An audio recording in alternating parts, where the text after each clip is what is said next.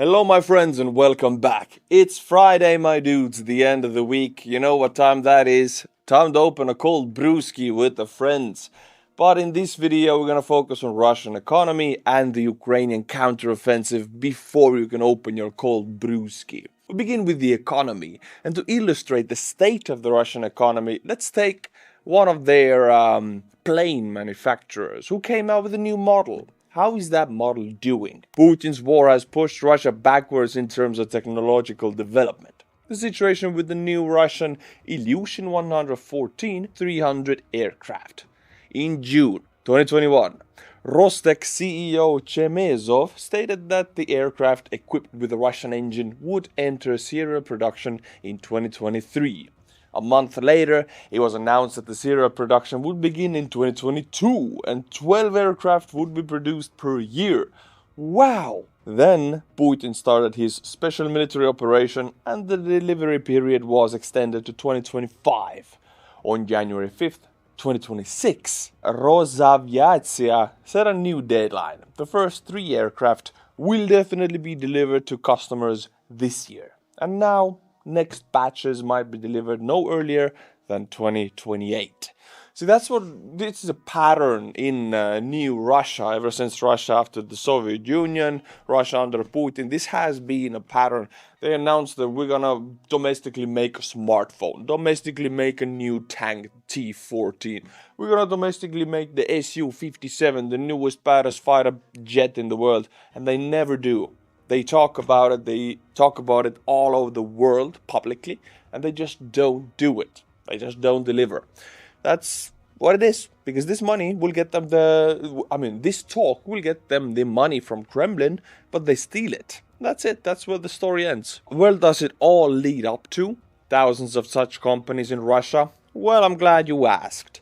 7.5 trillion rubles in losses, a record low for the Russian economy. In 2025, January to November, so majority of the year, like 3/4 of the year, all of Russian companies recorded losses of 7.5 trillion rubles. This is absolutely massive. No number even close to it has ever existed ever since the fall of the Soviet Union. No losses like that have been taken. This is historic low. Thousands of companies will go bankrupt, and Kremlin cannot leverage them all out or buy them all out or help them all out. Russia as a country will go bankrupt. That's how it is. Let's take another behemoth. Russian railways is practically bankrupt. Economists are convinced of this.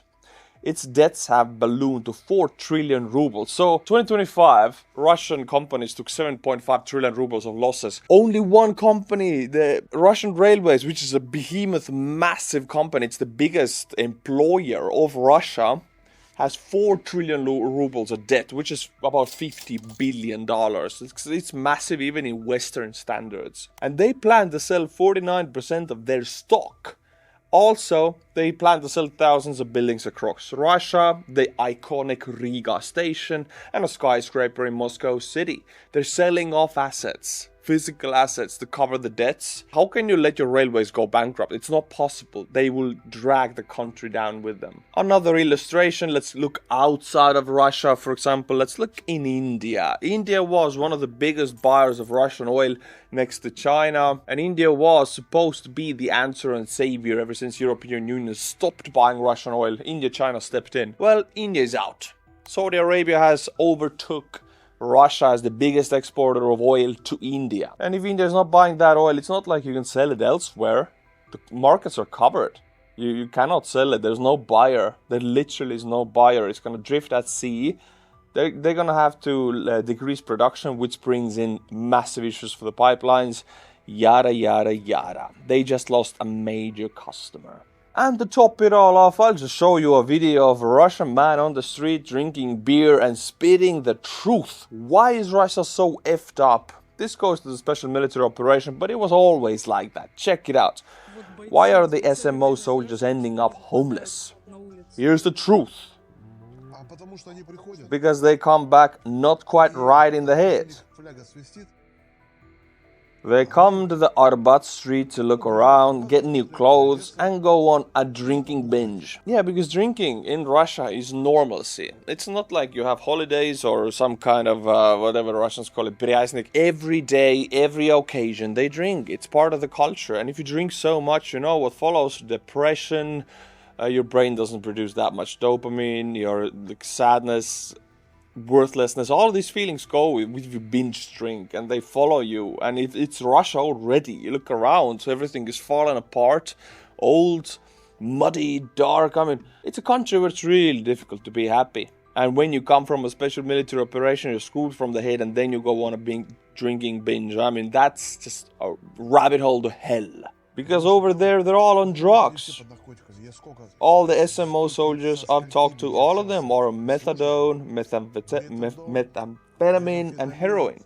Yeah, they're given this by their higher-ups because it really numbs them to pain and to mental pain also, and makes them like zombies. Since they're there for meat assaults anyway, why not just delete the mental part that obstructs this, the thinker? So they give them these drugs and send them on their way. They say that there's no other way because they go crazy otherwise. When you go charging at a dugout with the machine guns, you must be on something, right? You have to be under some drug because you can't do it sober. One of the guys who witnessed this first mortar shelling said, to be honest, I shit myself. I literally pissed and shit my pants. And this happens a lot, by the way, in war, in death, and in war both. If people die, they shit themselves. And when they don't die and they're in war and they're being shot at, they shit themselves. That's normalcy all across, on the Ukrainian side also. I'm just putting it out there. And this man is not only one man, it is a reflection, a mirror of a cross-cut of a Russian society. Men have been sent there, they go back, they cannot resume work, they cannot be productive, they cannot have normal families. They have a streak of violence and drinking and drugs, and they're very good with weapons and knives, and they have no issues with violence. What do you think it leads to? Whatever you're thinking, you're right. Now, before we get to the counteroffensive, I have a few interesting videos and stories for you. First one is a Ukrainian drone that sits in ambush. It knows there's a Russian drone operator's dugout right here. It knows that it has to come out to pick up its Mavic recon drone, so why not just sit and wait? And boom, here it is. The Russian recon drone lands, and a Russian drone operator crawls out of the den to take it, and boom, Ukrainian drone spins to life and gives the drone operator a little kiss. Nice tactic. Next we travel to Velikie Luki, a Russian oil depot in Pskov region. Pskov is right across the border from Estonia, like right here. 2.5 hours from where I'm now, you get to Pskov Oblast. Oil depot in Pskov Oblast, set on fire by Ukrainian drones. But what's the interesting part is this oblast, this specific oil depot, was protected. The governor did not steal the money, he actually allocated it to put some nets over the oil silos. See, most governors, most oil depot directors, they steal that money because you can get a brand new Mercedes S-Class for the money allocated for these nets. But he didn't, he bought the nets, but they weren't enough. The drone still went through. Penetrating Ukrainian drones penetrated deep into Russian rear areas and exploded in the Pskov Oblast. All puns and innuendos are included and intended. Ukrainian drones also flew to Crimea, where they turned one of Russia's Black Sea assault ships into a tiny submarine. Check it out. If this is in Russian, it's Veka, otherwise it's BK-16 assault boat. Struck on February 16th, 4 days ago. Look at that. Nice. Very nice. Yeah, I'm pretty sure Russians say, the Ministry of Defense says, the drones were shot down and the boat was not damaged. Only minor scratches. These are these minor scratches. Nothing left of the assault boat. Very nice. Now I'll bring you an interesting story. This is a gossip. This is a rabbit hole. It's so weird. It shows you why Russians absolutely cannot fight the Americans and go to war against the Americans. All they can do is manipulate Trump or any kind of politics or lobby in the US Congress, but they cannot fight the Americans directly because, well, check it out. I just accidentally stumbled upon some very peculiar information about Russia's Deputy Minister of Defense, Alexei Grigoruchko. Deputy Minister of Defense, very high positions.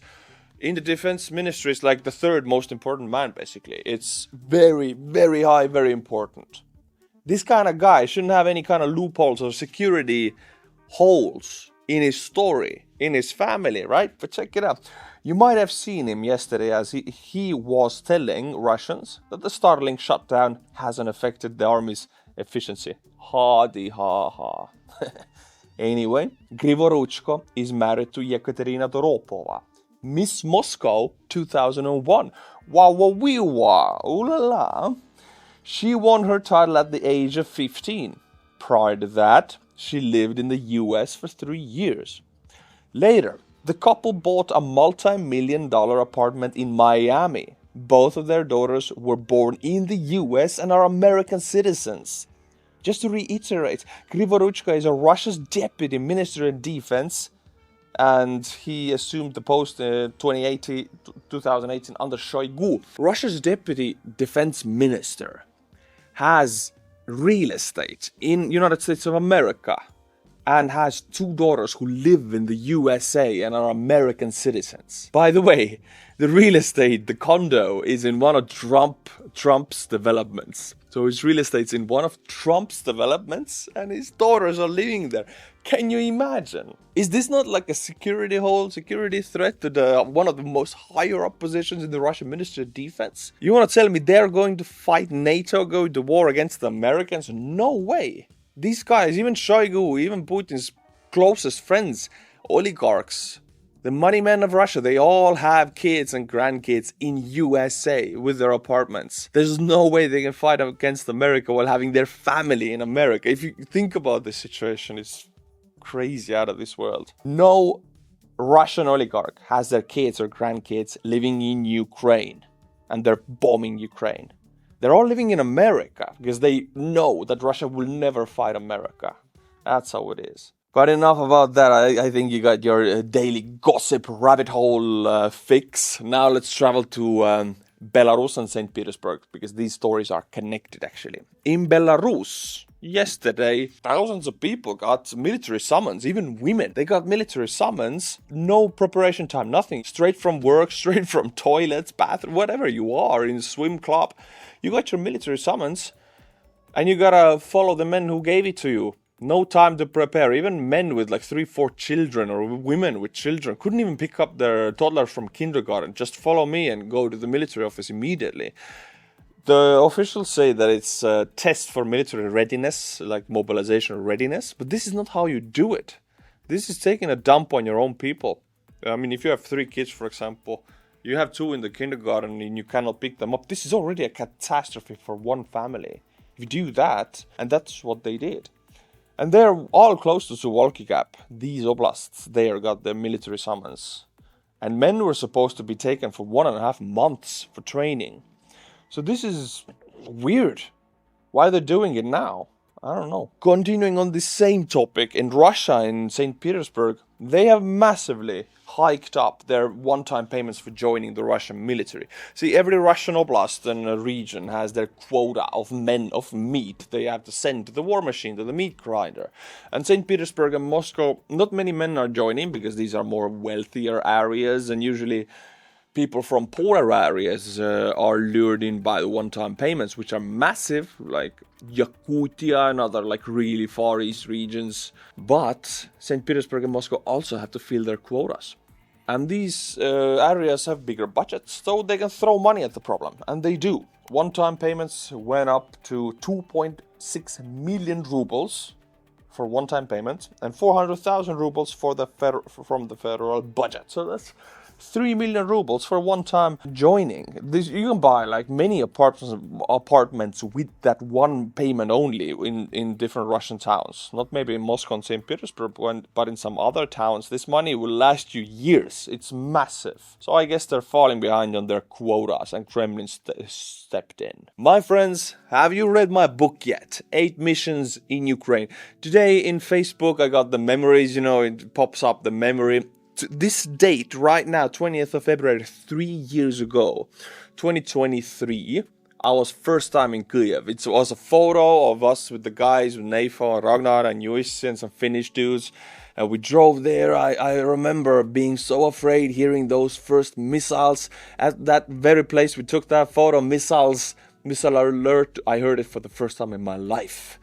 This day, 3 years ago. And about 2 years and some later, I wrote this book. 8 missions later, I wrote this book. Go and get it. I only have a few hundred of them left and I will not make more because it has been incredibly difficult to sell a book, but I'm doing it. So go and get it. Let's get it sold out and that's it. And at the end of the video, I'll be butchering some Buy Me a Coffee monthly members also who actually financed the making of this. Now, the Ukrainian counteroffensive, and we begin with the blockage of Telegram and Starlink in Russia, because these two combined being blocked or being lost to the Russian army are the reason why Ukrainians are counterattacking. Despite the outcry from Russians at the front as well as the general population, the aging Russian dictator is still going for a full block of Telegram on April the 1st.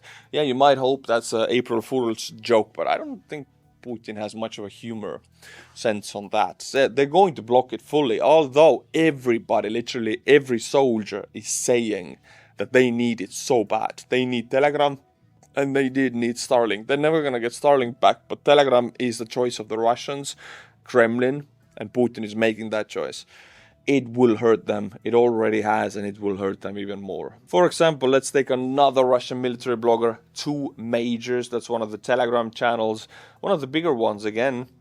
In every video, I'll include one of them just to illustrate how many different big channels are talking about how painful it is to lose such a communication channel like Telegram. The near simultaneous shutdown of Starlink and Telegram are having a massive impact on Russian forces in Ukraine. According to Russian war bloggers, they say that recent Ukrainian advances are a direct consequence of the problem that are being caused. 2 Majors writes, we can say that it was precisely the combined communication problems that have led to the localized Ukrainian armed forces counteroffensive in the south of Kupiansk and in the Zaporizhia direction in recent days. So, big channel says that it's the direct consequence of Russians themselves blocking Telegram that Ukrainians are advancing and eliminating thousands of Russian soldiers.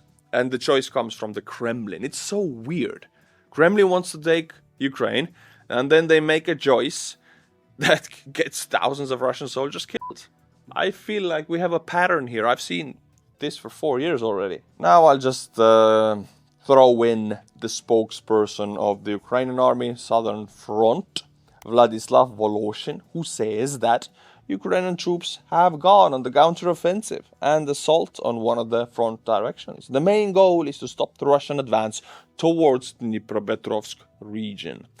Official information from the Southern spokesperson, Ukrainian Army spokesperson of the Southern Front. So yeah, both sides are confirming it in every way, officially, unofficially, everybody confirms it. Ukrainians are advancing in the south, Russians are retreating, and it's because of the Starlink and Telegram fiasco. Let's take Rybar, for example, the biggest Russian military blogger. Check it out. I'll give you a full video, 1 minute of him talking in Russian about the real situation and showing a surrounded Russian contingent right here, hugging the Kakhovka reservoir. Check it out. Ukrainian formations went on the offensive on a front about 20 kilometers wide. The situation is difficult on the western flank of the Zaporizhia front. Ukrainian formations are using tens, if not hundreds, of drones, time and time again to strike our positions. The situation is difficult. It's the area of responsibility of the Dnipro group of forces. The enemy is trying to cut off the salient towards Zaporizhia on the bank of the former Kakhovka reservoir. Check it out. This is the reservoir. This is the salient right here that he's talking about, saying that what everybody is saying, that there is a general Ukrainian advance here. Ukrainian formations have gone on the offensive. Yeah, I'm not gonna waste your time anymore on this. You get the point, which is that only the Kremlin doesn't know that this is happening and doesn't connect it to the block of Telegram. Everybody else on both sides are screaming that this is the case. Rybar's new map came out yesterday. Check this. Not so deep, I'm a nuclear superpower. Yeah, it came out yesterday, where Ukrainian units indeed are penetrating really deep into the rear areas of this nuclear superpower of Russia. You can see that shown an advance towards Stepova right here, where Ukrainian units have penetrated 5+ kilometers into Russian-held territory. That's super deep even for a nuclear superpower. It's gonna hurt tomorrow. This is it, my friends, for today. But don't go yet, because I've yet to butcher some of Buy Me a Coffee monthly members who finance the making of this book. Making a book, really damn difficult, really damn expensive. I could make it thanks to you, thanks to these guys who contributed back at the time. Go and get the book and also sign up for Buy Me a Coffee. Check it out. Oscar Foltars. Divat P. Ekrub. And finally, Big Daddy. Yeah, that's how it is. That's where it's at, Mr. Big Daddy. Until my next video, which will be every Monday and Wednesday. And Friday also. Slava Ukraini. And bye-bye.